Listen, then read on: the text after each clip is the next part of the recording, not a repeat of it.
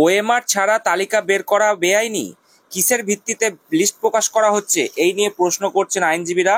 তো বিস্তারিত কি আপডেট চলুন এই ভিডিওতে আমরা কিন্তু দেখে নেব। ওএমআর ছাড়া কোনো লিস্ট বার করা বেআইনি এমনটাই বলছেন আইনজীবীরা। এসএসসি কে কেন্দ্র করে আপনারা জানেন যে আজকে অর্থাৎ 21শে এপ্রিল যে টেন্টেড আনটেন্টেড যে লিস্ট বা যেটা তালিকা প্রকাশ করার কথা ছিল সেটা নিয়ে একাধিক জল্পনা তৈরি হয়েছে।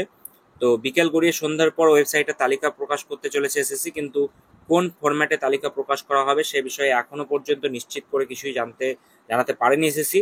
সূত্রে যেটা খবর, দফায় দফায় আইনজীবীদের সঙ্গে পরামর্শ নিচ্ছেন এসএসসি কর্তা, কিভাবে আপলোড করা হবে বা কিভাবে আপলোড করলে আইনি কোনো সমস্যা থাকবে না সে বিষয়ে পরামর্শ নেওয়া হচ্ছে বলে কিন্তু জানা হচ্ছে।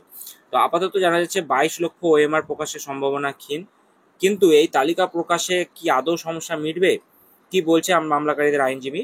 তো মামলাকারীদের আইনজীবী সুদীপ্ত দাশগুপ্ত বলছেন যে সুপ্রিম কোর্টে মামলা হলো, তারা কোনো নথি দেখাতে পারলো না, তাহলে আজকে কিভাবে প্রকাশ? যদি থাকতো তাহলে আগে কেন দেয়নি? আর যদি এখন বানানো হয় তাহলে সেটা তো বেআইনি, এমন কথাই কিন্তু বলা হচ্ছে আইনজীবীদের তরফে।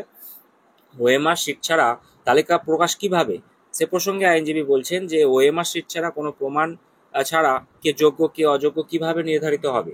ধরুন 4টে নাম আমি বলে দিলাম ওরা অযোগ্য, আর 10টা নাম বললাম ওরা যোগ্য, কিন্তু ওরা কেন যোগ্য সেটা কিভাবে প্রমাণিত হবে?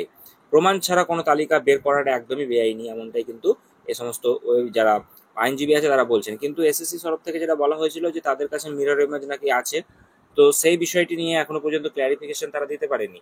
তো এখন ওই 22 লক্ষ ওএমআর কি তারা প্রকাশ করবে, এটা নিয়ে কি আপডেট আসছে খুব তাড়াতাড়ি আপনারা জানতে পেরে যাবেন। তাই আমাদের চ্যানেলটা সাবস্ক্রাইব করে রাখবেন, খুব শীঘ্রই আমরা আপনাদেরকে আপডেট কিন্তু দিয়ে দেবো। তো চলুন দেখা হচ্ছে পরবর্তী আরো একটি গুরুত্বপূর্ণ ভিডিওতে।